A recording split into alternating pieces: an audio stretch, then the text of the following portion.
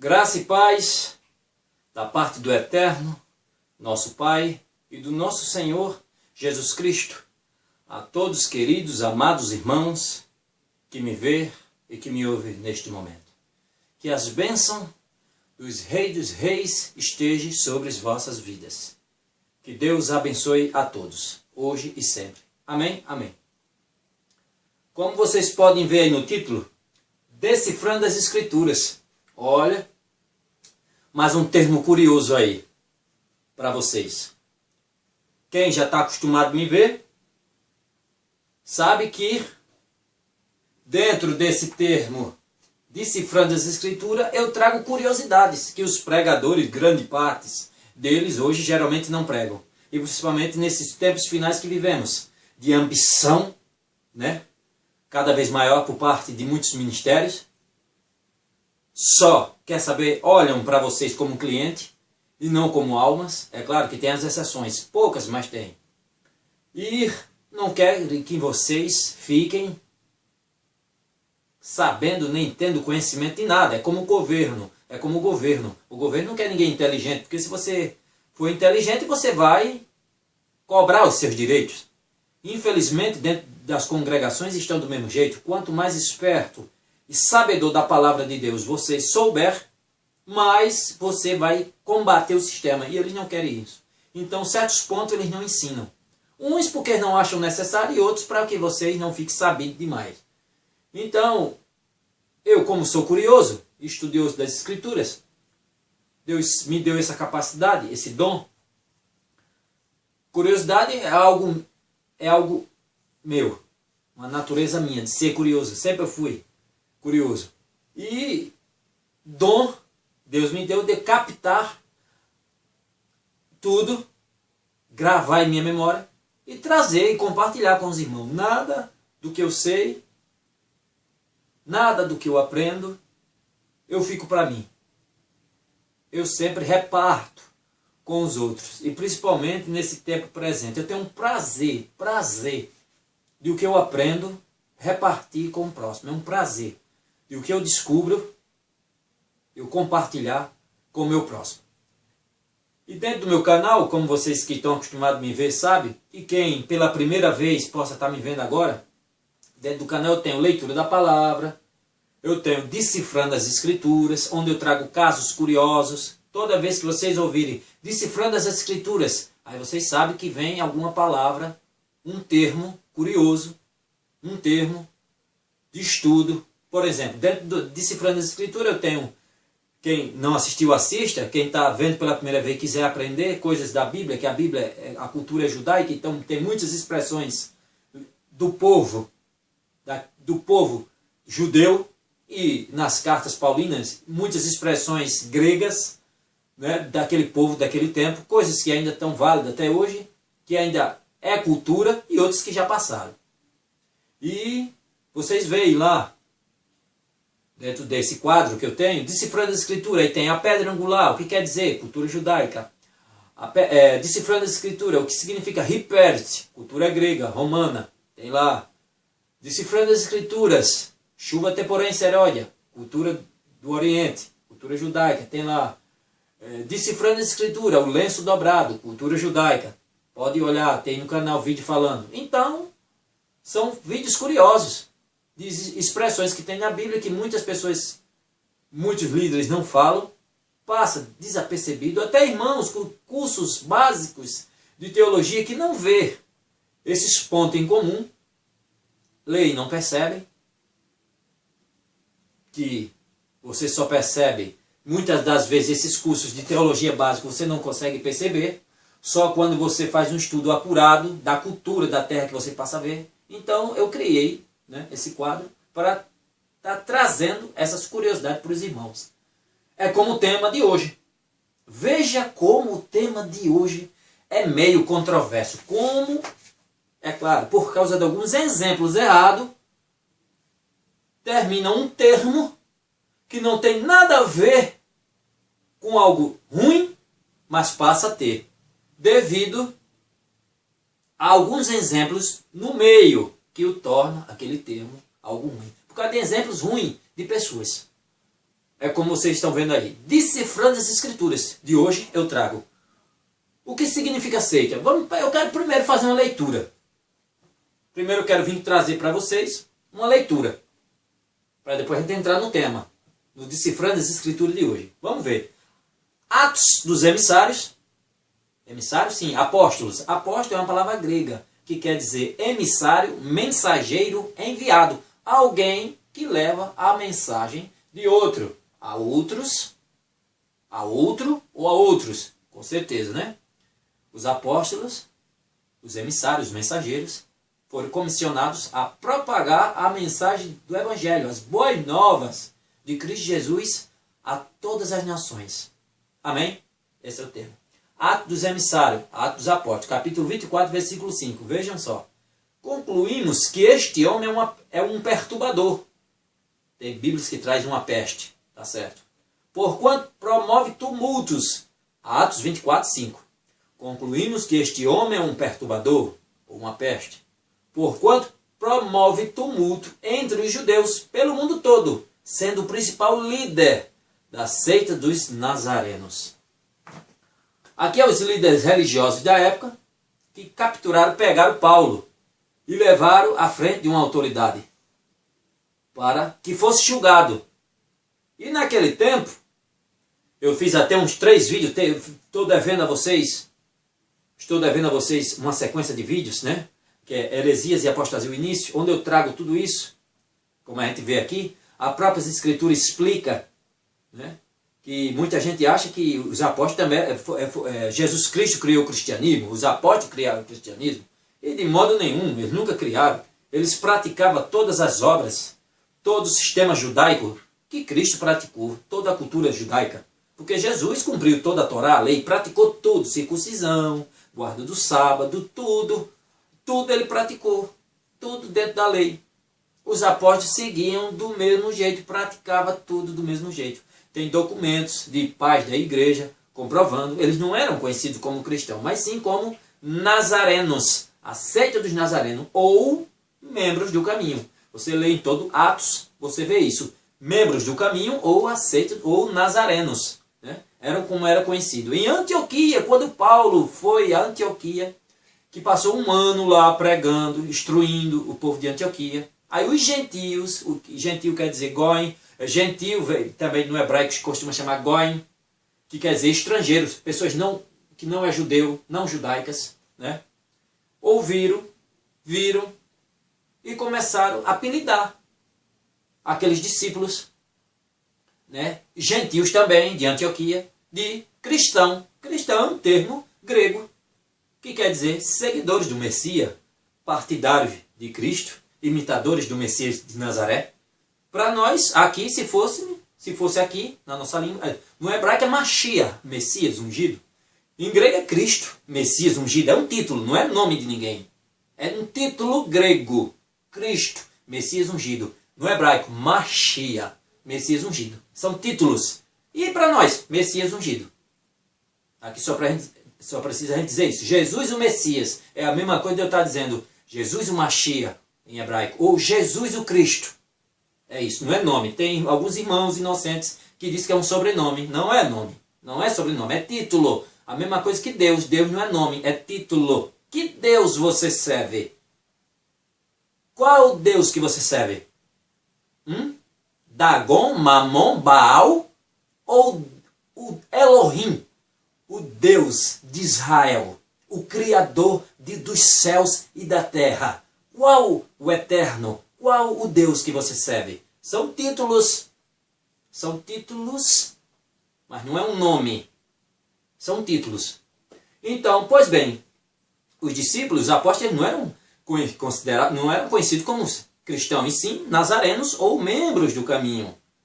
Agora, já depois de Paulo pregar um ano para os gentios, os não-judeus, aí os não-judeus de Antioquia começaram a dar um apelido de cristãos, seguidores do Messias de Nazaré. E aí começou essa expressão, cristão. E assim foi nascendo. Mas tudo bem, esse não é o ponto.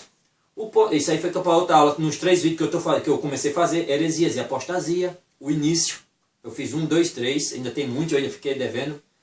Vou voltar em breve, porque eu gosto de estudar bastante para trazer as coisas boas, bem feitas. Certo, certo? Então, pois bem. Pois, aí esse caso é quando, Atos 24, 5, Paulo é capturado e é levado de frente a essa autoridade, os religiosos o acusando, que ele fazia parte de uma seita, seita dos nazarenos. Aí é o termo que eu quero trazer para vocês. O termo que eu quero trazer para vocês é seita, que vem da palavra grega airesis. Airesis, um termo grego, né? Para seita, que tem um sentido de escolha, tomar partido, corrente de pensamentos, escola e por aí vai. Já no latim, a palavra seita, no latim, é secta, que significa seguidor. Quando nós nos deparamos hoje com esse termo seita, que é o tema de hoje, decifrando as escrituras, o que significa seita? O homem é manipulador. Olha só, como assim? Quando você vai, que começa a estudar esse termo seita, minha gente, esse termo seita, biblicamente falando, dentro do conteúdo bíblico, não tem nada a ver com algo demoníaco, ou como um termo pejorativo, ou como uma acusação. Valdomiro, você faz parte de uma seita? Faço! Isso não tem nada a ver com algo demoníaco. Isso não tem nada a ver como alguns líderes falam, ou como um livro que tem por aí, Seitas e Heresias, como algo pejorativo, ou um agrupamento de pessoas de algo do demônio, que é uma coisa ruim. Ou como hoje pegam as seitas e classificaram o termo seita como algo, como um agrupamento de pessoas que distorcem a palavra de Deus. Ou seja, uma igreja que traz heresias, apostasias, que traz termos técnicos que, em seu corpo de doutrina, nega pontos principais do cristianismo. Olha só que classificação de alguns pregadores, que eu já vi pregador, é claro, dando um show. Não quer dizer seita. Todos nós somos seita. Todas as igrejas evangélicas são seitas, se vocês não sabiam. E hoje eu quero trazer essa resolução para os irmãos. Biblicamente falando, na era romana e pré-cristã, o termo seita naqueles tempos, para vocês verem, não tem nada a ver com o que alguns sistemas descrevem. Hoje muitos descrevem o termo seita como um termo pejorativo, como algo ruim, como o irmão fazer parte de uma igreja miserável, demoníaca, que distorce os pontos principais do cristianismo, que é algo do demônio, que é heresia ali, vive uma apostasia, é algo ruim. Estão reunidos para o diabo, é um corpo fechado, um grupo fechado, onde não se permite ninguém entrar. Tem nada a ver. Biblicamente, quando você vai para o dicionário e começa a ver, não tem nada a ver. Todos nós somos seita. Todas as igrejas. Agora, é claro, pode até perder esse título de seita e ganhar o título de um movimento principal. Como assim? Vamos lá. Como o termo seita, de fato, nas escrituras, nos tempos de Cristo, tinha conotação. Eu chamo seita, dentro da conotação daquele tempo. Mas também poderia ser chamado partido, facção, subdivisão ou movimento dissidente. O que é uma seita? O que são seitas? São movimentos, partidos ou facção ou movimentos dissidentes que se apartam de uma principal. Todas as igrejas evangélicas se afastaram de uma, da Igreja Católica Romana. Dentro do conteúdo do dicionário, seitas são todas nós, porque protestamos contra a principal. No século IV foi oficializado o cristianismo por Constantino, Igreja Romana.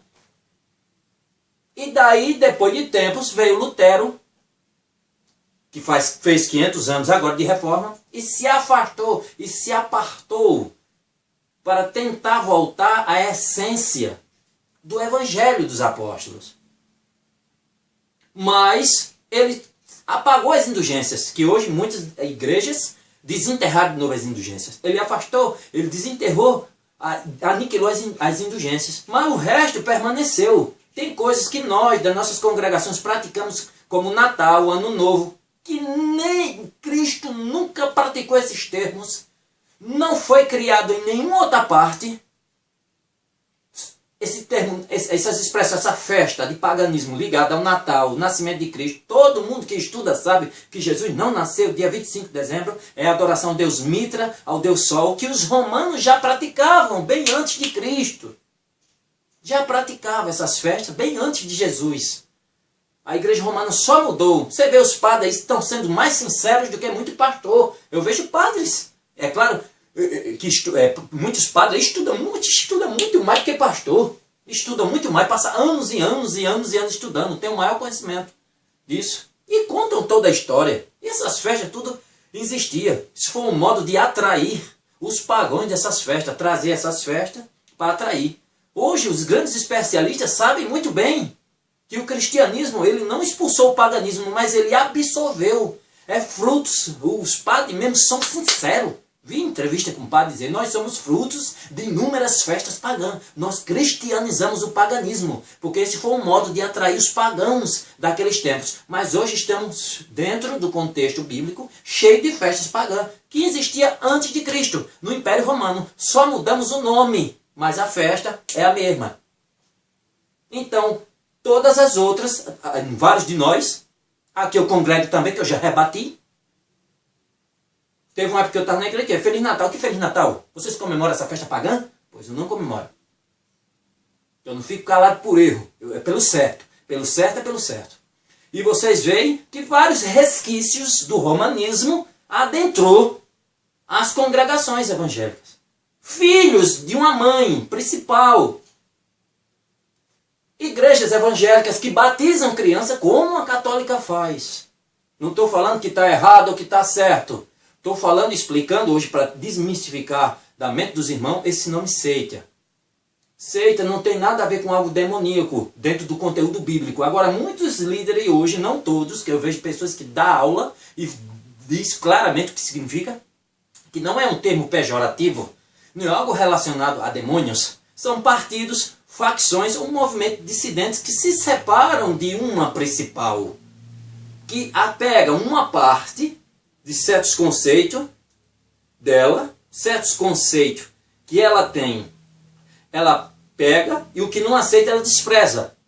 Você está errado, ela despreza. E daí vem outra, luterana, congregacional, batistas, presbiterianas, wesleyana, adventista, adventista já saiu da batista, e por aí vai. Hoje existem várias batistas, das batistas tradicionais tem Moriá, tem Omanaim, Ebenezer, Shekinah, olha, da Assembleia de Deus da Missão, veja quantos movimentos dissidentes, Madureira, Renascer e várias outras. Isso são seitas, mas não é nada demoníaco, são movimentos que se separam da religião principal.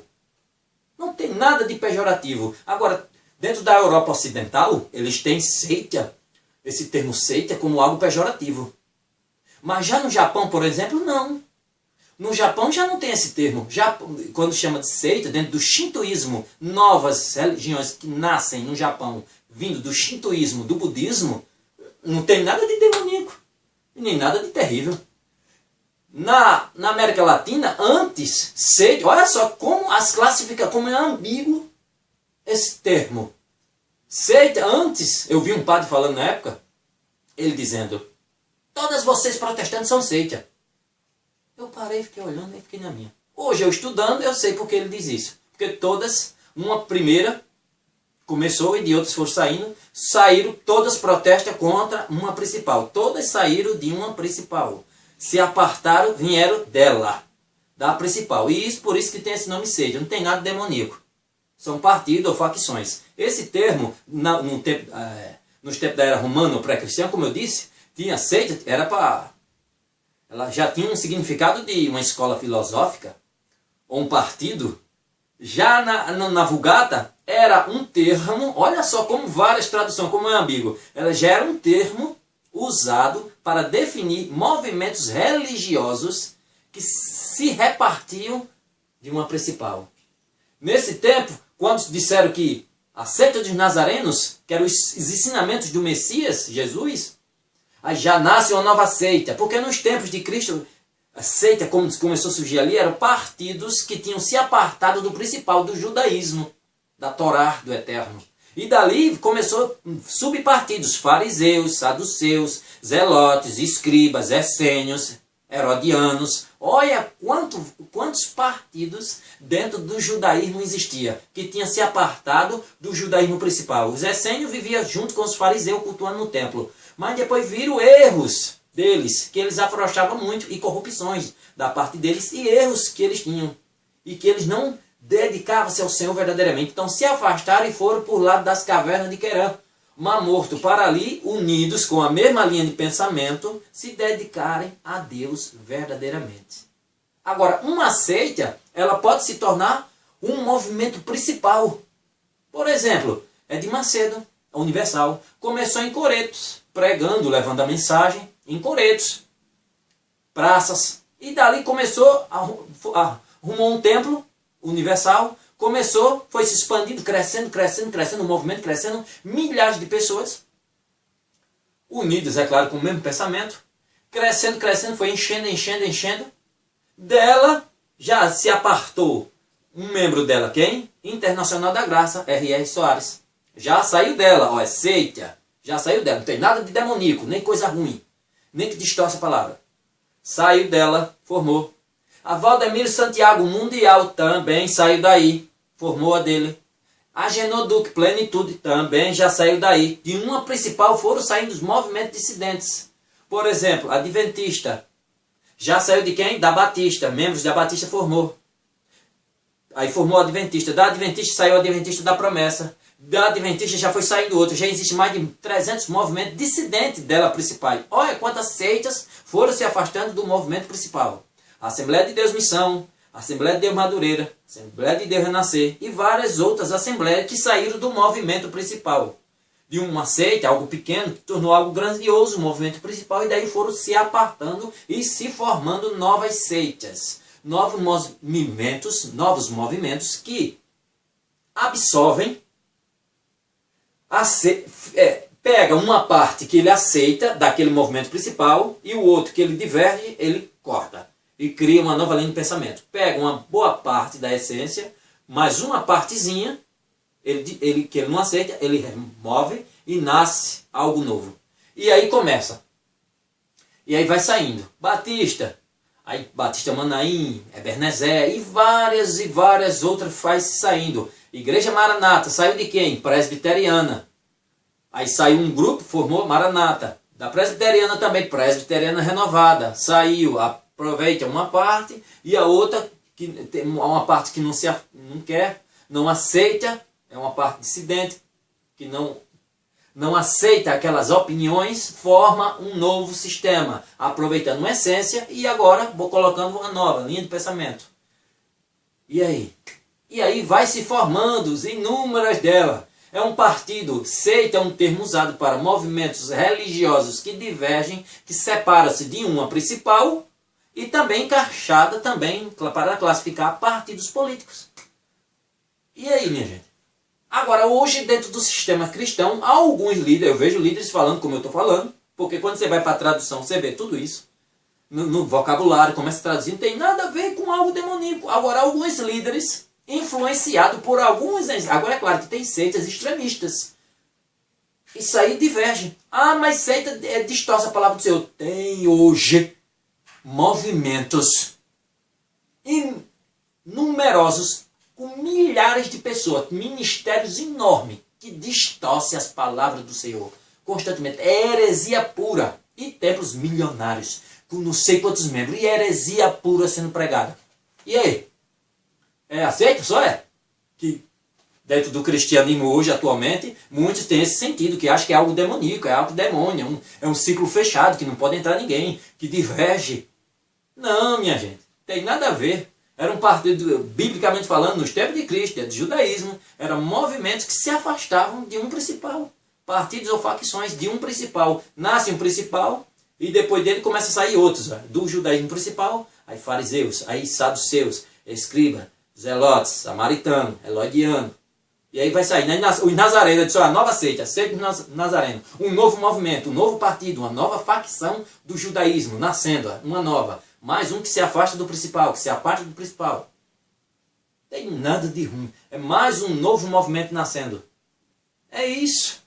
Tem nada demoníaco. Agora, devido a alguns, infelizmente, devidos a alguns exemplos ruins de uns grupos, aí alguns membros, alguns líderes aproveitam para escrever livros, agora distorcendo palavras, distorcendo nomes, que, biblicamente falando, dentro do conteúdo, porque o conteúdo, como eu disse a vocês, de seita, dos tempos de Cristo, tem nada a ver com muitos de hoje, tem nada a ver com essa definição de seita hoje, que as pessoas chamam como um termo pejorativo, não tem nada a ver. Certo? Dos tempos de Cristo, como eu disse, eram partidos, ou facções, ou movimentos dissidentes que se afastaram do principal, do primeiro, para divergir. Várias igrejas, as igrejas evangélicas saíram tudo de quem? Da católica. Lutero separou. Aí nasce uma seita. Depois cresceu, foi espalhando várias outras, saindo umas das outras, seita, umas se afastando da outra, que todas se afastaram de uma principal. Na América Latina, até um certo tempo principal, seita era dada a todo grupo evangélico, não católico. Hoje, não. Devido ao ecumenismo biblicamente profetizado, que está se espalhando em várias igrejas lá de fora, assinando a união, já não se usa mais seita. Seita só é agora definida. Olha como eles mudam a tradução de um título quando querem, para forjar os seus desejos malignos. Hoje, seita só é considerado os extremistas, os mais agressivos. Mas, para aqueles outros, mais tranquilos, aí já é definido como um novo movimento religioso. Ou um novo movimento religioso nasce. Tem nada a ver. Mas para defender as suas teses, é assim. É muita coisa, minha gente. Vocês nem imaginam, tem nada a ver. Por exemplo, agora, como eu disse, voltando a dizer, devido a exemplos miseráveis e ruins de alguns pequenos grupos, pequenas seitas, termina manchando o sentido original dessa palavra. E alguns líderes, para se promover, aí agora começa a trazer algo ruim para aqueles títulos. Por exemplo, uma seita por nome de Heaven Gate, dos Estados Unidos, que em português a tradução é Portão do Céu, em março de 1997, 39 seguidores cometeram um suicídio em massa. Porque achavam eles que precisavam se desprender deste corpo material para que o espírito se libertasse e fosse levado por uma entidade galáctica. Olha só. Aí, devido a esses exemplos, termina o termo seita se tornando algo ruim. Algo que não tem nada a ver, que hoje é na boca dos outros. A sua igreja é uma seita. A outra igreja, aquela igreja é seita. Aí é no popular dizendo, Maria vai com as outras. Maria vai com as outras. Porque eu digo a vocês, eu não acredito em nenhum pastor e nenhum padre. Mas eu boto confiança, boto como? Pregue, fale. As escrituras me diz, provai os espíritos, e eu vou provar você. Pregue, fale. Eu quero ver se eu não quero saber da sua vida, que você é pecador, igual ou pior do que eu. Quero saber da sua boca falando, a sua defesa, você defendendo verdadeiramente o Evangelho de Cristo. Pregue, fale a verdade. Você falando, você dizendo, eu vou ver se você está falando a verdade, de acordo com as escrituras. Se por um acaso eu não souber o que você disse, eu tiver uma dúvida, eu nem digo que você é mentiroso nem nada, porque eu não sei. O que é que eu vou fazer? Eu vou pesquisar. Eu não vou balançar a cabeça como muitos dizem, não, mas meu pastor é estudado. No tempo de hoje, maldito homem que confia de outro. Já está lá no escrito pelo profeta Jeremias.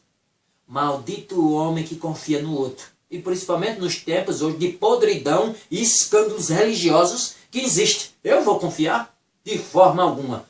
Ele falou, eu estou ouvindo.